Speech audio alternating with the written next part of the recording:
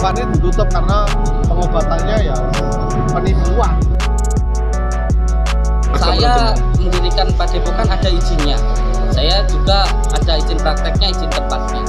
Fenomena Gus Samsudin, fenomena Ustadz Guntur Bumi, fenomena Tinampi dan sebagainya itu kan yang repot kan susah sekali, itu masuk di ranah hukum, pembuktiannya susah dan sebagainya, sehingga dimanfaatkan, apalagi ditambah dengan label-label agama, dengan simbol-simbol jubah, ditambah Gus gitu.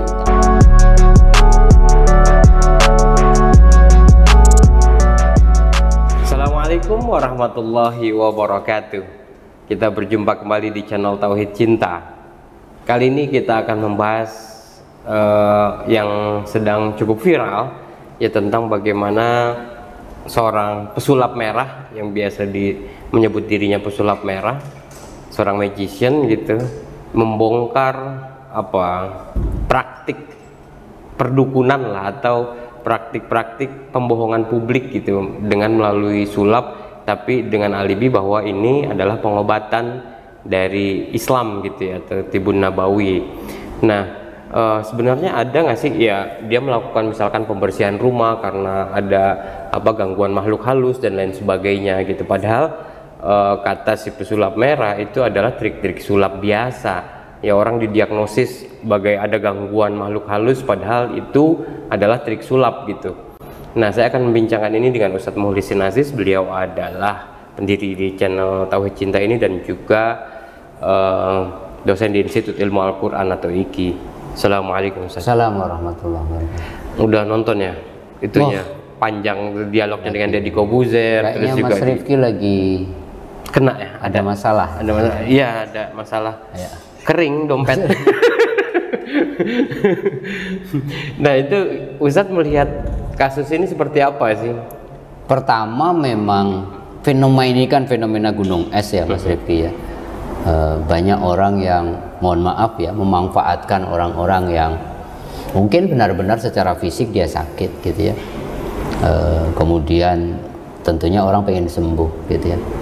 Dan ketika ke dokter mungkin tidak kunjung ada perbaikan sesuai dengan harapan mereka, pengobatan alternatif menjadi satu-satunya jalan ya. Dan namanya alternatif ya non medis, yang namanya non medis itu bisa berbagai macam bentuknya, dan itu sangat sulit dikonfirmasi oleh pengobatan yang medical gitu, yang medis gitu, sehingga ruang-ruang untuk, karena verifikasinya susah, indikatornya juga susah, maka ruang-ruang untuk penipuan, ya, memanfaatkan, apalagi diberi label kiai gitu ya, Gus gitu, melabeli ini ilmu hikmah dan sebagainya, menjadi berulang-ulang ini gitu ya. Belum lama gitu ya ada Ustadz Guntur Bumi ternyata menggunakan trik juga kan gitu, Seperti penjara juga ya? Ya, trik-trik tertentu, sehingga kemudian secara pidananya juga terbukti menipu dan sebagainya gitu. Tetapi ginilah, bahwa sesungguhnya Islam mengajarkan bahwa di dalam dunia ini ada sesuatu yang dhahir, ada sesuatu yang batin. Bahkan keimanan kita kepada yang gaib kan bagian dari rukun iman gitu. Oleh karenanya kita harus meyakini bahwa tidak hanya manusia yang tinggal di dunia ini gitu. Kita ini berdampingan dengan makhluk gaib lainnya yang terkonfirmasi dalam Al-Quran. Ada malaikat, ada korin yang selalu mendampingi kita, ada setan, ada khadam dan sebagainya. Sehari-hari mereka punya perkampungan secara rohani, tinggal di sekitar kita, bahkan di rumah kita.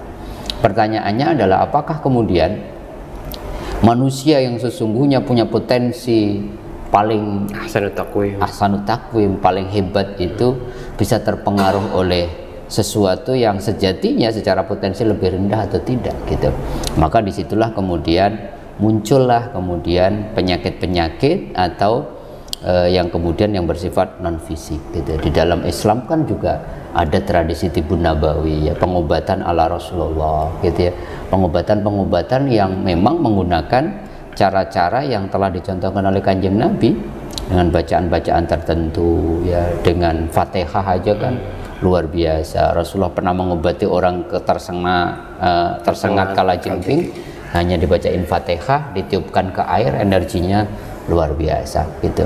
Itu yang saya kira harus diletakkan dulu, bahwa penyakit bukan hanya fisik, tetapi ada juga penyakit rohani. Karena penyakit rohani penanganannya pasti bukan fisikal gitu, dan kita harus yakin kepada yang gaib, bahwa kemudian memang verifikasinya susah, yaitulah yang kemudian kita harus lebih berhati-hati. Saya selalu mengatakan kalau orang diberikan ilmu hikmah, nyebutnya ya bisa ngobatin atau apa, itulah kepada gift dan tanggung jawabnya besar. Dan biasanya bukan sebelum untuk, ke situ, ya. apa sih ilmu hikmah itu sebenarnya? Apa bedanya dengan tibun nabawi, pengobatan ala Nabi? Terus ada ilmu hikmah, ada juga ru'yah gitu segala macam. Ya kalau tibun nabawi kan memang pengobatan ala Rasulullah yang pernah dicontohkan oleh Rasulullah ya, dengan menggunakan banyak sekali kan. Tibun nabawi itu kan sekarang bisa fisik, bisa non fisik kan. Habatus sauda gitu ya. Terus membaca ada minyak zaitun, bekam, itu pengobatan tibun nabawi secara umum gitu. Tapi ada yang namanya ruqyah. Ruqyah itu kayak semacam menghilangkan anasir-anasir negatif yang kemudian melewati pembacaan ayat-ayat suci maupun bacaan-bacaan kalimat thayyibah yang memang juga diajarkan oleh Rasulullah. Dan itu kan juga sebenarnya dikabarkan oleh Rasulullah. Misalkan Rasulullah mengatakan wala taj'alu buyutakum kubura, misalkan jangan kau jadikan rumahmu seperti kuburan. Di situ kan ada unsur sebenarnya bahwa ada sesuatu yang bersifat non fisik gitu. Walaupun engkau punya rumah berlampu kristal, tetapi kalau nggak ada zikir di situ, nggak ada bacaan Quran di situ, nggak ada sholat di situ, maka seperti kuburan gitu. Itu ada lagi ilmu hikmah, Mas Rifi. Ilmu hikmah itu ilmu yang diajarkan. Ternyata di dalam ilmu hikmah itu kira-kira begini, di setiap ayat itu ada energinya. Ada keistimewaannya gitu. Baca Yasin keistimewaannya apa, basmalah keistimewaannya apa. Misalkan juga ada bacaan-bacaan tertentu yang kalau kita dulu ya di pesantren itu ilmu hikmah itu begitu luar biasa. Dengan bacaan-bacaan itu maka kemudian kita diberi energi yang luar biasa, kayak kasus debus gitu. Itu kan tarekat Satariyah. Dengan baca-baca tertentu kita bisa kebal untuk melewati api dan sebagainya, dan itu menjadi hal biasa kalau dalam dunia pesantren. Sehingga kemudian dengan wirid tertentu, dengan puasa beberapa hari, kemudian ditambah dengan membaca, misalkan baca sholawat 313 kali, atau kemudian yang sholawat 1000 kali, kemudian kita niatkan untuk ilmu apa, itu bisa gitu. Sehingga kemudian itu sesuatu yang lumrah sebenarnya, tetapi menjadi tidak lumrah kita mengatasnamakan itu ilmu hikmah, ilmu yang sebenarnya hasil dari kearifan seseorang, tapi kemudian tujuannya menjadi materi, sangat receh gitu. Itulah yang dilarang oleh Allah gitu, wala tashtaru bi ayatillahi samanan qalila. Jangan kau jual ayat-ayat Quran menjadi ilmu hikmah, mengatasnamakan ini ilmu Tuhan, tapi untuk mendolimi orang, mengakali orang yang sebenarnya kalau orang yang diberikan ilmu hikmah itu biasanya untuk perkhidmatan kepada sesama. Bagaimana digunakan untuk membantu orang-orang tanpa pamrih. Para kiai-kiai itu, Mas Rifki, kalau kita baca riwayat-riwayatnya itu kan nggak masuk akal sesungguhnya. Ada orang yang di satu pesantren di Jawa Timur itu, dia bisa bangun pesantren itu cuma beberapa sebulan 2 bulan, dan setiap santrinya pagi hari laporan, Pak Kiai ini kayaknya kita harus berhenti dulu. Kenapa gitu? Semennya habis. Kata siapa gitu? Di gudang udah penuh gitu. Itu penuh. Dan itu bukan sekali 2 kali gitu. Dan kita tahu kan banyak kasus seperti itu gitu. Itulah kemudian energi min haitsu la yahtasib itu gitu. Jadi pakai atolak ayat 2 dan 3 aja kan menjadi luar biasa. Amayatakilla yaj'al makhraja wa yarzuq min haitsu la yahtasib, itu kalau tidak dibaca tapi di ngelmu namanya, itu bisa jadi sesuatu yang dahsyat gitu. Jadi masing-masing bacaan itu ternyata bacaan-bacaan itu ada khadamnya, ada energinya. Di situ kalau kemudian dilakukan dengan niat yang baik, kemudian connected sama Allahnya juga terjaga, itu luar biasa gitu. Itu bedanya gitu. Ada ilmu hikmah, ada ruqyah yang bisa dibaca oleh siapapun gitu. Kalau hikmah ini tirakatnya yang luar biasa berat, dan kemudian ada orang bisa punya ilmu langkah dawa bumi cendek gitu ya. Langkahnya menjadi panjang, buminya menjadi sempit.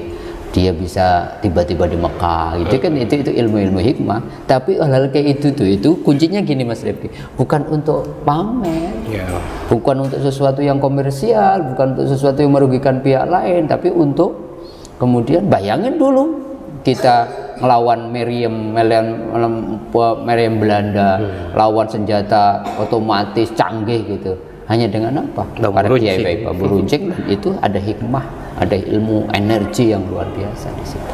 Nah, ini kan kita ya banyak menyaksikan ya, kebohongan publik gitu ya. Misalkan ada Dimas Kanjeng gitu yang bisa menggandakan uang dengan tangannya di ini, padahal itu trik sulap lagi gitu ya. Ternyata ngambil dari sini gitu segala macam.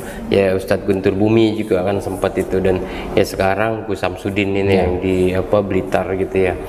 Nah, bagaimana membedakan kalau itu bohong atau itu benar-benar basisnya ada Tibun Nawawi atau ilmu hikmah gitu ya? Karena ya masyarakat luas kan juga agak sulit membedakan gitu ya, karena misalkan ya sekarang di era media sosial gitu loh, atau di era media ya orang udah satu jadi viral aja langsung orang ini berobat di situ tuh itu yang masuk akal aja sebenarnya sekarang ya. Kalau untuk keuangan kan begitu, mana ada sih orang kemudian naruh 1 juta kemudian beli 100 juta gitu ya.